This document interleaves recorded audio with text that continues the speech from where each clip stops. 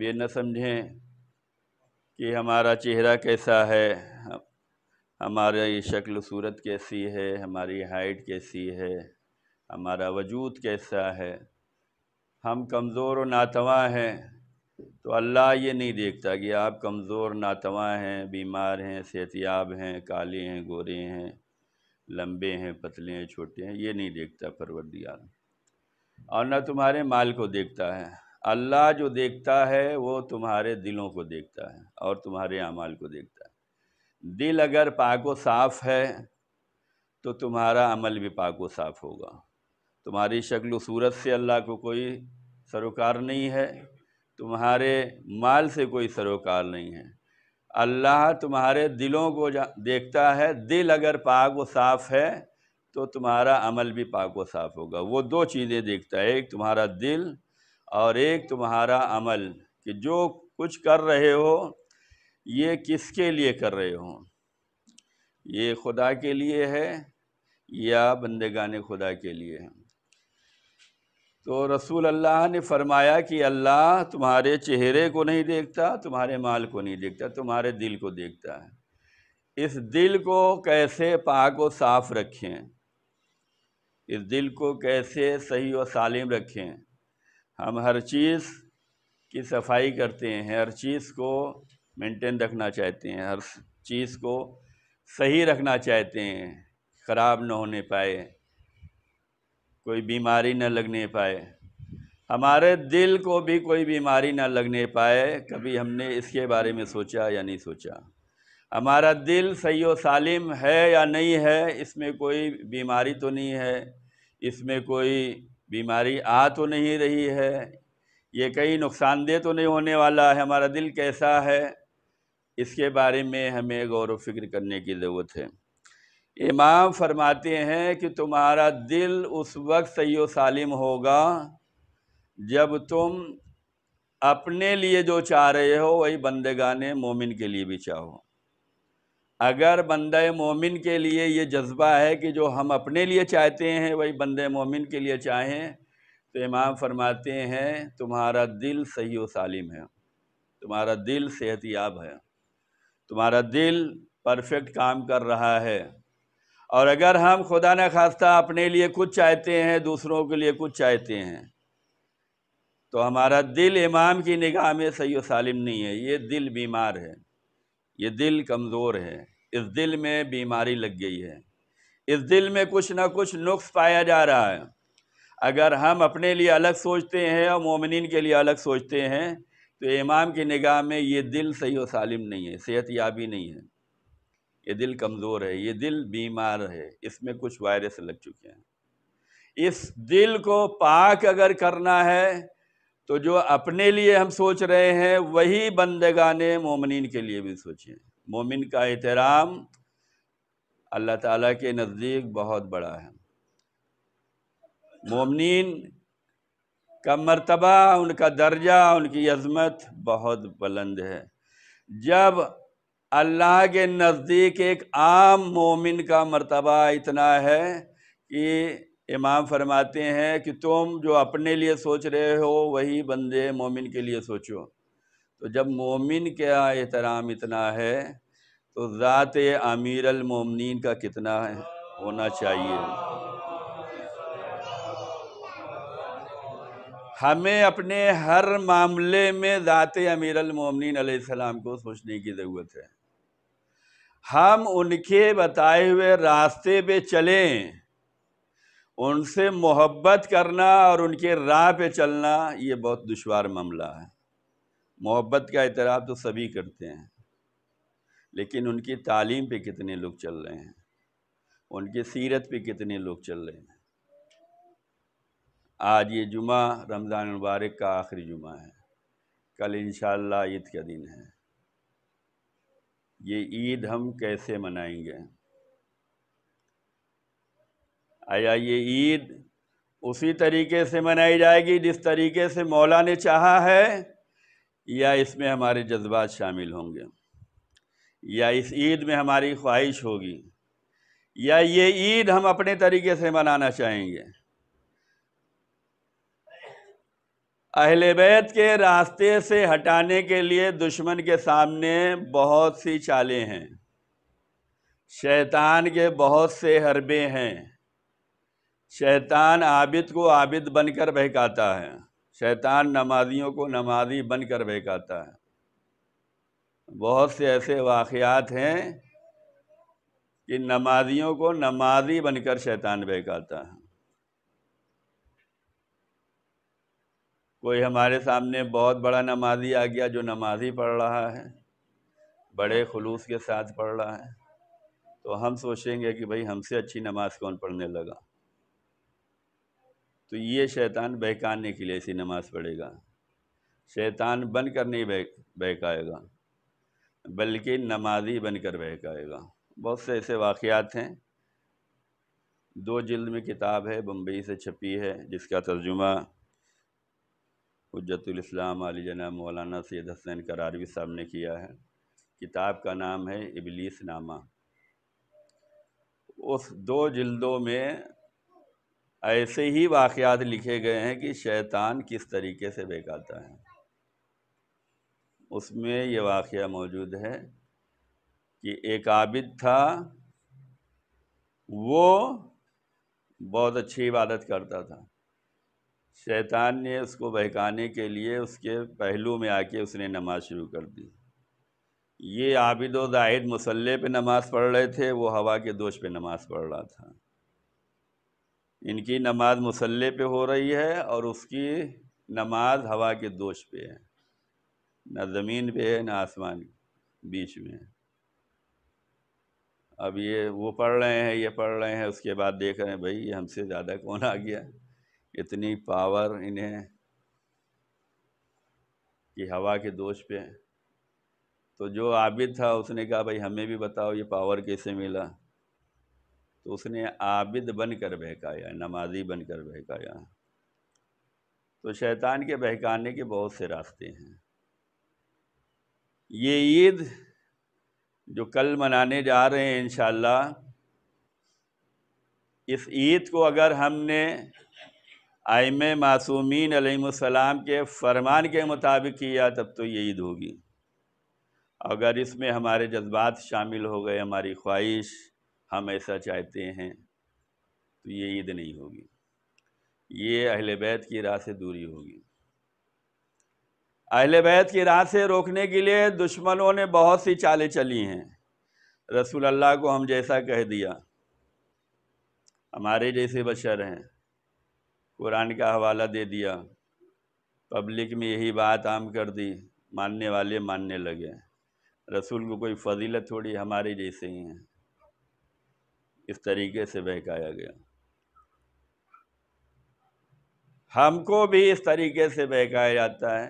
یہ امام کا 10واں ہے۔ ہمارا روز عید کا دن نہیں ہے، غم کا دن ہے، ہماری عید ہمارا ماتم ہے۔ ہمارے جذبات اور امام کی تعلیمات کیا لینا ہے؟ مولا علی علیہ السلام نے خود فرمایا ہے کہ اللہ نے تمہیں اہل بنایا ہے، اس دن کا عید کے لیے اللہ نے تمہیں اہل بنایا ہے۔ چلو مان لیا جائے کہ مولا علی نے اپنی زندگی میں کیا، لیکن ان کی شہادت تو اسی رمضان میں ہوئی ہے۔ لیکن مولا علی کے بعد مولا حسن بھی ہیں۔ 40 ہجری میں مولا علی کی شہادت ہے، 10 سال مولا حسن امامت کے فرائض انجام دیتے رہے۔ کیا انہوں نے عید کو یوم غم منایا ہے یا یوم عید منایا ہے؟ 20 سال تک، 50 ہجری سے 60 ہجری تک مولا حسین امامت کی ذمہ داری سنبھالی ہے۔ انہوں نے عید کس طریقے سے منائی ہے؟ چوتھے امام 95 ہجری تک زندہ رہے۔ امامت کے فرائض کربلا سے شروع ہوئے ہیں، انہوں نے عید کیسے منائی ہے؟ یہ ائمہ کے کردار ہمارے سامنے ہیں۔ ان لوگوں نے جیسے عید منائی ہے ویسے ہمیں عید منانے کی ضرورت ہے، تب تو یہ عید ہوگی، ورنہ یہ عید بھی پامالی کا شکار ہو جائے گی۔ عید ہے کیا چیز؟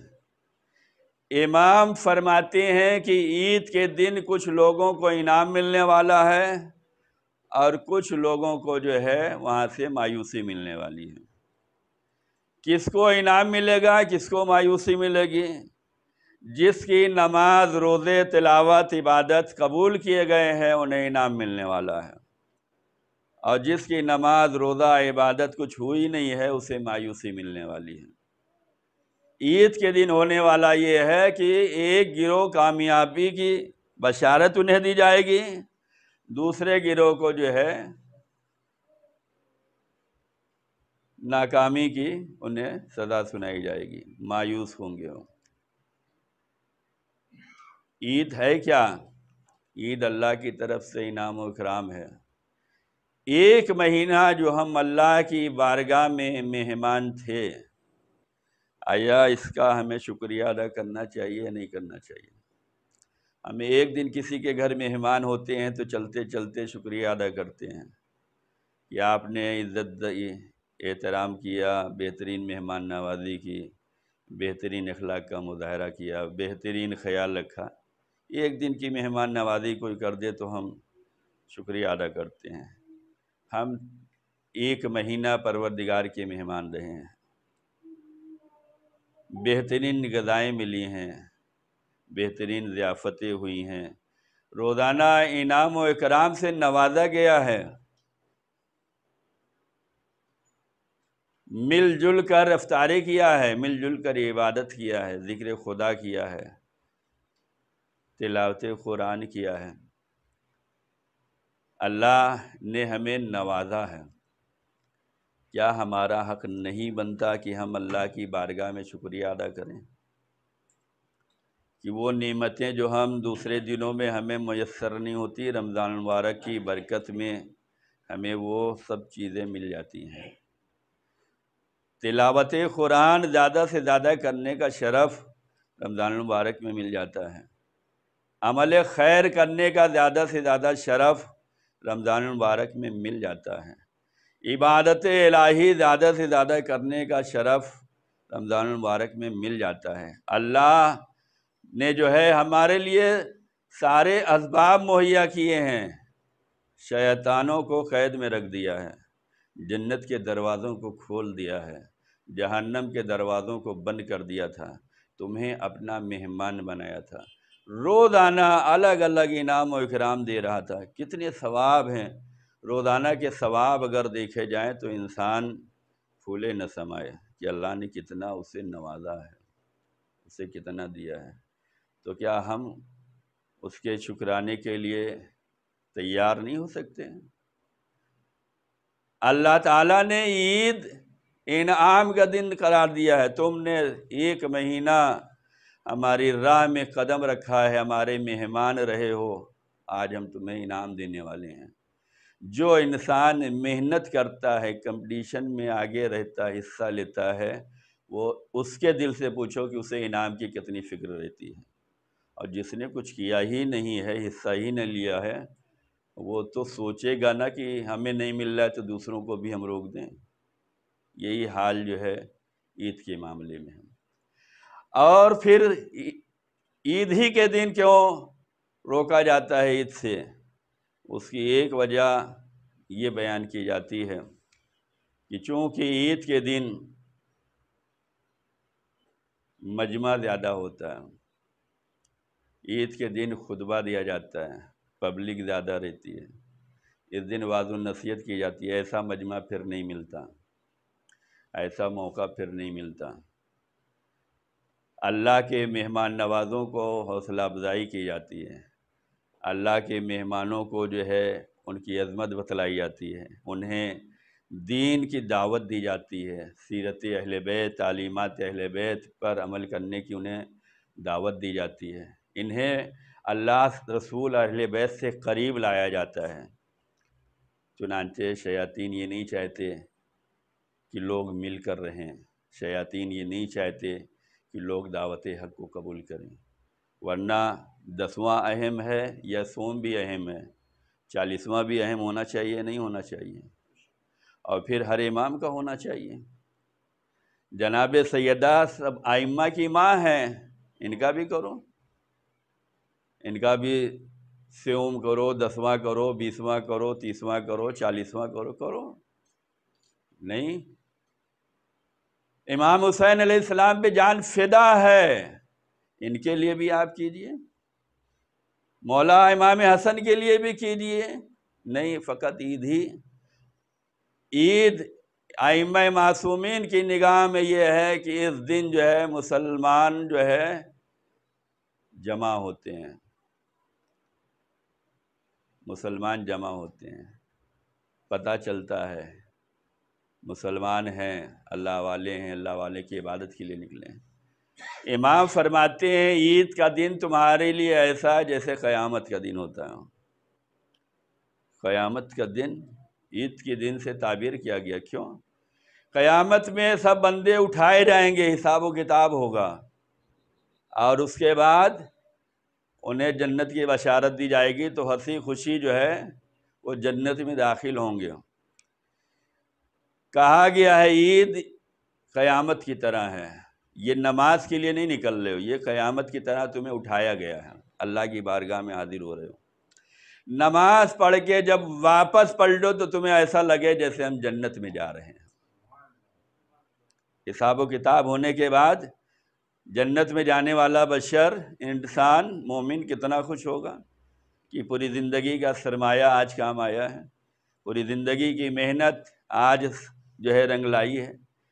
جس کی آرزو تھی، جس کی تمنا تھی کہ ائمہ معصومین کا جوار مل جائے، مولا حسین کی جنت مل جائے، مولا علی جو قسیم النار والجنہ ہے ان کی جنت میں جانے کا شرف مل جائے، اس کے دل سے پوچھو کتنی خوشی محسوس کر رہا ہوگا۔ تو امام فرماتے ہیں عید ایسی ہی ہے، نماز کے لیے نکلو تو ایسا لگے کہ تم جو ہے حساب و کتاب کے لیے نکالے گئے ہو، نماز پڑھنے کے بعد جب واپس ہو تو ایسا لگے کہ بس تمہیں جنت کا پروانہ دے دیا گیا، ہنسی خوشی جاؤ۔ انسان یہ سوچتا ہے کہ بھائی ہم بہت ہمارا معیار بلند ہے، ہم تو شیعہ ہیں، عزادار ہیں، محب اہل بیت ہیں، ہم مسلمانوں کی طرح ان کے ساتھ مل کر نہیں کام کرنا چاہتے۔ تو بھائی ائمہ معصومین نے تاکید کی ہے، وہ دعا جو ماہ رمضان میں ہر نماز کے بعد پڑھی جاتی ہے، اللہم ادخل علی اہل القبور السرور، اس میں جو ہے مسلمین کا ہی نام آیا ہے۔ پوری رمضان آپ نے ہر نماز کے بعد پڑھی ہے، اس میں مومنین کا نام نہیں آیا ہے، اس میں مسلمین کا نام آیا ہے۔ اور پھر اگر یہی ہے کہ ہم شیعہ ہیں، ہم محب اہل بیت ہیں، ہم عزادار ہیں، تو آپ کی خدمت میں 8ویں امام علی رضا علیہ السلام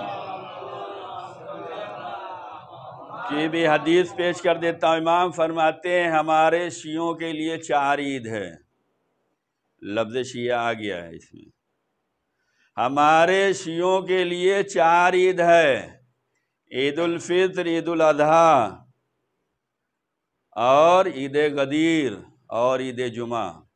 یہ آج جو جمع ہوئے ہیں یہ عید کا دن ہے۔ اہل بیت سے محبت ہے، کیا ہم اس خیال سے آئے ہیں کہ آج ہم عید منا رہے ہیں؟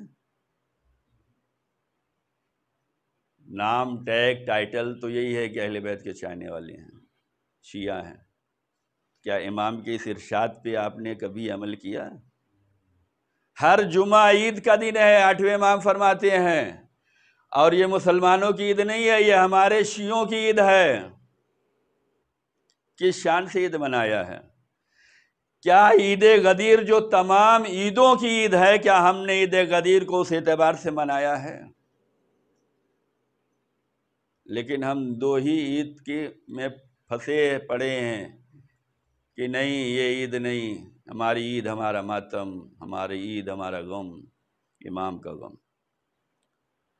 وہ عمل قابل قبول ہوتے ہیں جو مرضی خدا پہ ہوتے ہیں، جو اہل بیت کے راہ پہ ہوتے ہیں۔ اپنی مرضی کا نام عبادت نہیں ہے، اپنی مرضی کا نام جو ہے وہ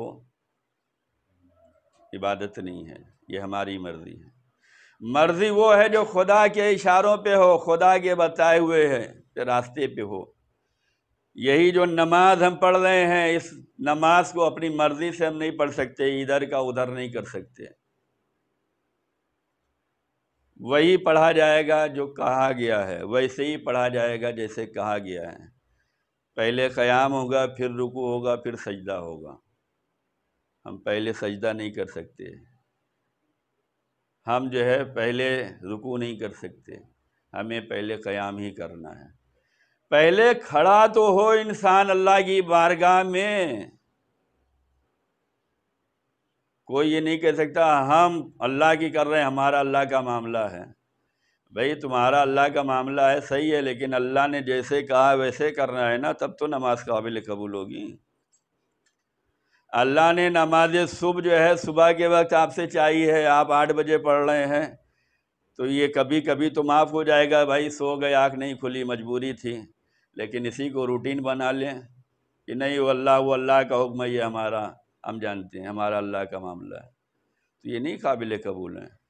ہاں کبھی آنکھ نہیں کھلی، قضا ہو گئی، مجبوری تھی تو قضا کر لیجئے، لیکن اب روزانہ ہی ہم کہ بھئی ہم نواب ہیں، رات کو لیٹ سوتے ہیں، صبح لیٹ اٹھتے ہیں، ہماری نماز تو 8 ہی بجے ہوگی، قبول کرو یا نہ کرو، ہم نے تو ذمہ داری ادا کر دی، کیا یہ قبول ہوگی؟ اللہ نے تو شیطان کی 6000 سال کی عبادت بھی بیکار کر دی۔ اگر ہمارے راستے پہ نہیں چلو گے تو ہماری عبادت بھی گئی۔ تو ہمیں عید ویسے منانی ہے جیسے ائمہ معصومین نے چاہا ہے۔ عید سے ہمیشہ دشمنان اہل بیت نے روکا ہے۔ 8ویں امام کو مامون نے روکا تھا یا نہیں روکا تھا؟ پہلے تو فرمائش کی کہ آپ نماز عید پڑھائیے، امام نے کہا نہیں، پہلے ہم کہہ چکے ہیں کہ ہم مداخلت نہیں کریں گے حکومت کے معاملے میں۔ اس نے اصرار کیا تو کہا ہم ایسے ہی پڑھائیں گے جیسے رسول پڑھاتے تھے۔ اور اس کے بعد جب تیاری ہو گئی تو امام اسی انداز میں نکلے جیسے رسول نکلتے تھے۔ ہر قدم پہ تکبیرات ہیں،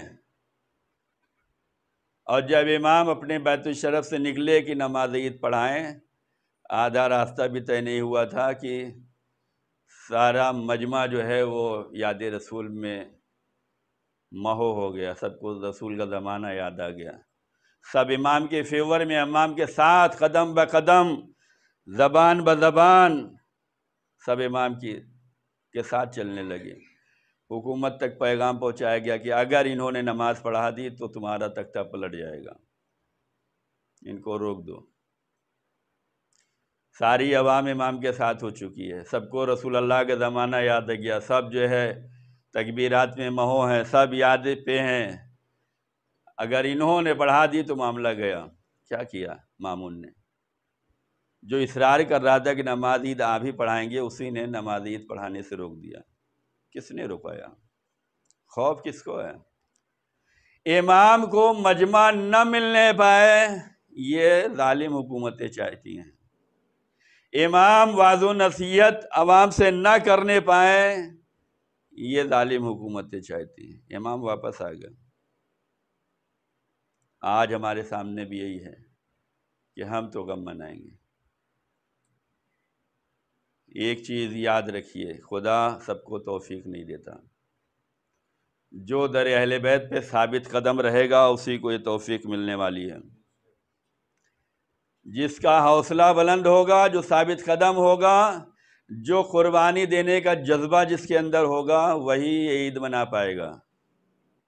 جو اپنے دل پہ قابو ہی نہ رکھ پائے، جو اپنے دل سے فیصلہ ہی نہ کر پائے، جن کے فیصلے دوسرے لوگ کرتے ہیں، جن کی عقل پہ دوسروں کی حکومت ہوتی ہے، وہ کبھی در اہل بیت پہ ثابت قدم نہیں رہ پائیں گے۔ حدیث بیان کی جاتی ہے کہ عید کی سعادت سب کو نہیں ملنے والی ہے۔ جس وقت مولا حسین کی شہادت واقع ہوئی ہے، اس وقت آواز غیبی آئی ہے کہ تم لوگوں کو خوشیاں نصیب نہیں ہوں گی۔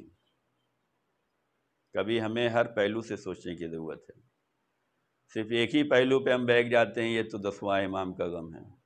کبھی اس پہلو پہ غور کرو کہ شہادت حسین کے بعد جو آوازیں آسمانی آئی تھی جس میں کہا گیا تھا کہ تم لوگ جو ہے تمہیں خوشیاں نصیب نہیں ہوں گی۔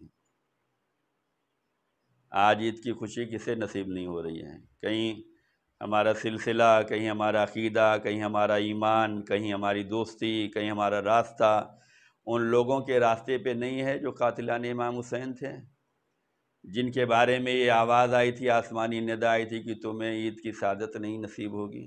یہ بھی تو سوچو، یہ بھی تو سوچو کہ مولا علی نے فرمایا تھا کہ اللہ نے تمہیں اہل بنایا ہے، ہم نااہلی دکھلا رہے ہیں۔ رسول اللہ نے فرمایا تھا عید کا دن انعام و اکرام کا دن ہے، آیا ہم انعام و اکرام سے محروم تو نہیں ہو رہے ہیں؟ کبھی سوچو حسن حسین نے عید منائی ہے، جنت سے ان کے لیے لباس آئے تھے، ہم مولا حسن حسین کے ماننے والے ہیں، کہیں اس خوشی سے محروم تو نہیں ہو رہے ہیں؟ کربلا کے بعد بھی عید منائی گئی ہے، قنوت کے جملے جو ہیں وہ معصومین کی زبان کے ہیں، تو ہمیں چاہیے کہ ہم ہر مرحلے پہ ثابت قدم رہیں اور اس راستے پہ چلنے کی کوشش کریں جو اہل بیت کا راستہ ہے۔ کامیابی، نجات، فلاح اہل بیت کی تعلیمات پہ ہے، اہل بیت سے ہٹ کر نہیں ہے۔ محبت وہی کامیاب ہے جو ان کے اشاروں پہ ہو، جو ان کے مقصد پہ ہو، جو ان کی تعلیم پہ ہو، جو ان کی سیرت پہ ہو، اپنے جذبات نہیں۔ بہت سی مثال ایسی ہے کہ اہل بیت کے چاہنے والوں کی مثال موجود ہے کہ وہ اپنے جذبات نہیں دیکھتے، وہ مولا کے جذبات کو دیکھتے ہیں۔ مولا علی علیہ السلام جن کا گھر جلایا گیا، دروازہ جل چکا ہے، شہزادی کے پہلو شکستہ ہو چکے ہیں، علی کے گلے میں رسیوں کا پھندا ڈالا جا چکا ہے، کیا سلمان، ابوذر، عمار، مقداد یہ ہم ان سے زیادہ چاہنے والے ہیں؟ انہوں نے تلوار کیوں نہیں اٹھائی؟ انہوں نے حملہ کیوں نہیں کیا؟ اس لیے نہیں کیا کہ مولا کا اشارہ نہیں تھا، مولا کی رضا نہیں تھی۔ یہ جب ایسے جو 9 درجے 10 درجے والے ہیں ایمان کے، ایسے چاہنے والے، یہ لوگ ہمیشہ مولا کے اشاروں پہ چلنا چاہیں، ہماری طرح جذبات میں نہیں کہ ہماری مرضی ہم جو چاہیں وہ کر لیں، نہیں۔ جنگ صفین، دشمنان خدا اور رسول، امام کے چاہنے والے کی تلوار اٹھ چکی ہے، خیمے میں پہنچ چکے ہیں، معاویہ کے اوپر جو ہے تلوار اڑ چکی ہے، بس کتنا دیر تھا کہ یہ تلوار گردن تک جا سکتی تھی۔ امام کا نمائندہ آ گیا، کہا بس جیسے ہو ویسے ہی وہیں رک جانا، ہم اور آپ ہوتے تو بس کتنا سیکنڈ کا معاملہ ہے، تلوار چلا لینے دو، مولا اس کے بعد سنیں گے کیا کہنا چاہتے۔ نہیں، امام کا فرمان آ گیا، اٹھی ہوئی تلوار اٹھی رہ گئی۔ ایسے چاہنے والے ہوتے ہیں، ایسے فرمان۔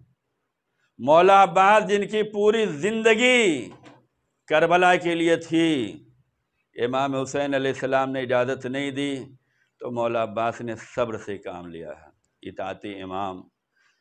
یہ نہیں کہا کہ ہمارے بابا نے کربلا کے لیے چاہا تھا، ہماری ماں نے اسی لیے پالا ہے، ہم اسی لیے پروان چڑھے ہیں، نہیں، امام کی اطاعت۔ اگر آپ کی رضا جنگ کے لیے نہیں ہے تو ہم جنگ نہیں کر سکتے، ایسے چاہنے والے امام کے ہوتے ہیں۔ ہم غور و فکر کریں، اللہ نے ہمیں عقل دی ہے، دل و دماغ دیا ہے، کچھ ہمیں بھی تحقیق کرنے کی ضرورت ہے۔ ہر کام بہکانے والے ہی مولوی ہیں، بہکانے والے ہی عالم ہیں، اسی لباس میں ہیں۔ کبھی غور کرو کہ مولا حسین جب مدینے سے نکل رہے تھے، 2 سال یا 3 سال پہلے جو مولا حسین نے حج کیا ہے، اس حج میں منی کے میدان میں جو خطبہ دیا ہے، اس میں علماء کی ذمہ داریوں کو بیان کیا ہے کہ تم نے اپنی ذمہ داریوں کو نہیں ادا کیا ہے، اس وجہ سے یزید جیسا خلیفہ بن بیٹھا ہے۔ اگر تم نے ذمہ داری ادا کی ہوتی تو یزید خلیفہ نہیں بن سکتا تھا، لیکن تم نے مصلحتوں سے کام لیا ہے۔ قتل حسین کا فتویٰ دینے والا یہی تھا، تو فقط لباس پہ نہ جائیے، سنیے، سب کی تحقیق آپ بھی کیجیے، آپ اپنی عقل دیکھیے، اپنا دل و دماغ دیکھیے، یہ نہ کہ یہ کہ ہم نے تو فلاں عالم کی ہم پیروی کر رہے ہیں، تو اللہ نے تمہیں عقل بھی دی ہے، فلاں عالم مرحلہ تھوڑی ہے، اپنے جس کی تقلید کر رہے ہو اس کو دیکھو، جو عالم ہے، جو مرجع ہے، جو سب سے زیادہ جاننے والا ہے اس کو دیکھو۔ یہ چھوٹے موٹے مل جاتے ہیں، یہ پیسے کے بل پہ ان سے چاہے جو کروا لو۔ قتل حسین کا فتویٰ ہی مولوی نے دیا ہے، مفتی نے دیا ہے۔ تو ہمیں ثابت قدم رہنے کی ضرورت ہے۔ ہم جس کی تقلید کر رہے ہیں، جس کو عالم مانا ہے، اس کے فرمان کو دیکھیں۔ ہم سے زیادہ پڑھا لکھا وہ ہے، لیکن اگر ہم اپنے دل کے غلام ہو گئے، اپنی عقل کے غلام ہو گئے، تو ہم ہر ایک کو عالم سمجھ بیٹھتے ہیں۔ جو ہمارے کام آ جائے وہی عالم ہے، جو اہل بیت کا پیغام پہنچاتا رہے ہم سے کوئی مطلب ہی نہیں، ہمارے کام ہی کا نہیں ہے۔ تو یہ ہمیں اپنے کو ٹٹولنے کی ضرورت ہے کہ ہم در اہل بیت سے قریب ہو رہے ہیں یا دور ہو رہے ہیں۔ ہم عید اس طریقے سے منا رہے ہیں جس طریقے سے اہل بیت نے چاہی ہے، یا اس طریقے سے منا رہے ہیں جیسے ہم چاہتے ہیں یا ہمارا دشمن چاہتا ہے۔ عید کے دن ہے کیا؟ عید کے دن غسل ہے، نہائیے دھوئیے، پاکیزگی، پاک و صاف لباس پہنیے۔ عید کے دن نماز پڑھیے، عید کے دن رشتہ داروں سے ملاقات کیجیے، عید کے دن دعائے ندبہ پڑھیے، عید کے دن امام حسین کی زیارت پڑھیے۔ زیارت میں کیا جملے ادا کر رہے ہیں، کبھی اس پہ بھی تو غور و فکر کر لو۔ ہر جگہ بس ایک ہی فارمیٹ۔ کیا یہ غم حسین نہیں ہے زیارت امام حسین پڑھنا؟ کیا دعائے ندبہ غم حسین نہیں ہے؟ ندبہ کا مطلب ہی رونا ہے۔ عید کے دن دعائے ندبہ مستحب ہے، پڑھی جاتی ہے۔ اے کاش اس کے ترجمے پہ بھی غور کر لو، کس طریقے سے تڑپ دکھلائی گئی ہے، کس طرح سے بے چینی دکھلائی گئی ہے۔ نماز زیارت امام حسین پڑھتے ہیں، زیارت امام حسین پڑھتے ہیں۔ کیا یہ اہل بیت کا راستہ نہیں ہے؟ جو لوگ عید نہیں مناتے، نماز نہیں پڑھتے، زیارت نہیں پڑھتے، فقط غم، یہ کیسا غم ہے؟ یہ کون سا راستہ ہے؟ عید خوشیاں ہیں، اپنوں کے ساتھ خوشی مناؤ۔ عید سب سے پہلے تو اللہ کی بارگاہ سے انعام و اکرام ملنے والا ہے۔ آپ نے 30 دن محنت کی ہے، 1 مہینہ آپ نے مشقت کی ہے، احکام خدا پہ عمل کیا ہے، اپنے جذبات کو روکا ہے، حرام سے بچے ہیں، انعام لینے کا دن ہے۔ اس میں تو آگے بڑھنا چاہیے، اللہ دینے والا ہے۔ اس میں تو خوشی منانا ہے کہ ہمیں مل رہا ہے، ہم نے 1 مہینے جو محنت کی ہے اس کا صلہ مل رہا ہے۔ ہم اہل بیت کی راہ پہ چل رہے ہیں، زیارت امام حسین پڑھنے کا شرف مل رہا ہے، دعائے ندبہ پڑھنے کا شرف مل رہا ہے، نماز زیارت امام حسین پڑھنے کا شرف مل رہا ہے، غسل کرنے کا موقع مل رہا ہے، رشتہ داروں سے صلہ رحم کرنے کا موقع مل رہا ہے۔ یہ اچھائیاں کیوں نظر نہیں آتی؟ کیا ہم ہر جگہ اختلاف مچانا چاہتے ہیں؟ کہیں تو اتحاد کی باتیں ہو جائیں، کہیں تو محبت کے پیغام ہو جائیں۔ عزیزان گرامی، یہ وہ چیزیں ہیں جس پہ ہمیں غور کرنے کی ضرورت ہے۔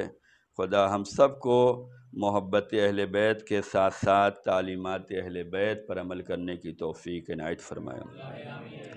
پروردگار ہم سب کی حاضری کو قبول فرمائے، ہم سب کے گناہوں کو معاف فرمائے، ہم سب کو در اہل بیت پہ ثابت قدم رہنے کی توفیق نصیب فرمائے۔ ظہور حضرت امام زمان علیہ السلام میں پروردگار تعجیل فرمائے، ہم سب کو امام کی خادموں میں، ناصروں میں شریک فرمائے۔ بسم اللہ الرحمن الرحیم، انا احسن الحدیث وابلغ الموعظہ کتاب اللہ، اعوذ باللہ من الشیطان الرجیم، بسم اللہ الرحمن الرحیم، والعصر ان الانسان لفی خسر الا الذین آمنوا وعملوا الصالحات وتواصوا بالحق وتواصوا بالصبر۔ اللہم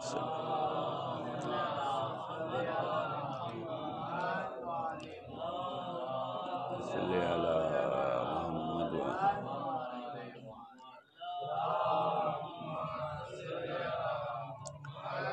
اعوذ باللہ من الشیطان الرجیم، بسم اللہ الرحمن الرحیم، الحمدللہ الذی لا الہ الا هو العلیم الکریم، غافر الذنب قابل التوب وهو الغفور الرحیم، سبحان من سبقت رحمتہ غضبہ وبسط الیدین بالرحمہ، سبحان من لم یکلف نفسا الا دون وسعہا، وعفان السیئات والمجاز بها سبحان من لا يزداد الاماثل عباد الله کرما وجودا ولا کثرت الذنوب الا عفوا وصفا نشهد ان لا الہ الا اللہ وحدہ لا شریک له واشهد ان محمدا عبده ورسوله واشهد ان امیر المؤمنین واولاد المعصومین حجج اللہ اما بعد۔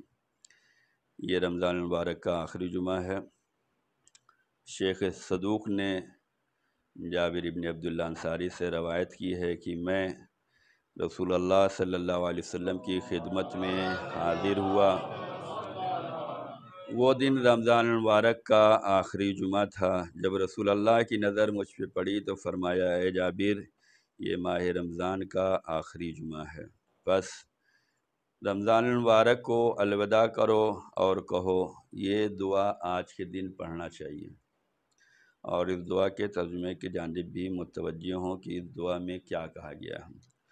بسم اللہ الرحمن الرحیم۔ اللہم لا تجلہ آخر العہد من صیامنا ایاہ فإن جعلتہ فاجعلنی مرحوما ولا تجعلنی محروما۔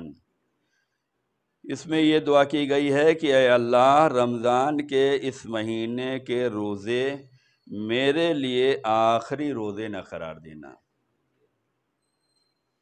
مغفرت، رحمت، برکت کا مہینہ تھا۔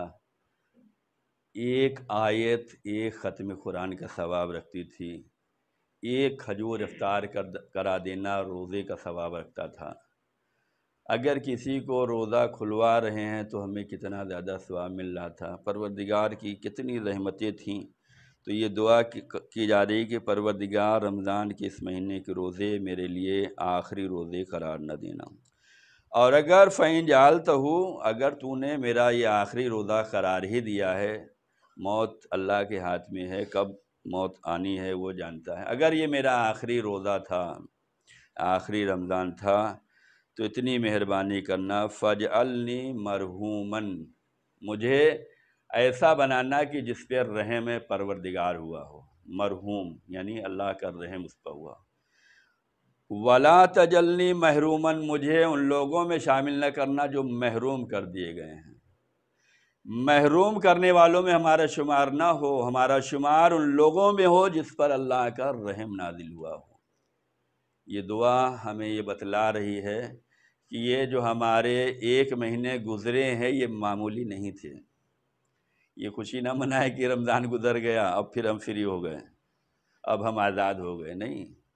یہ جو ایک مہینہ گزرا ہے اس کو یاد کرتے رہیے۔ چوتھے امام کس طریقے سے روتے تھے رمضان مبارک کو الوداع کہتے ہوئے، کہ بہترین ساتھی تھا، بہترین مددگار تھا، عبادتوں کا حق اس نے دیا ہے، عبادتوں کا ذائقہ اس نے دیا ہے۔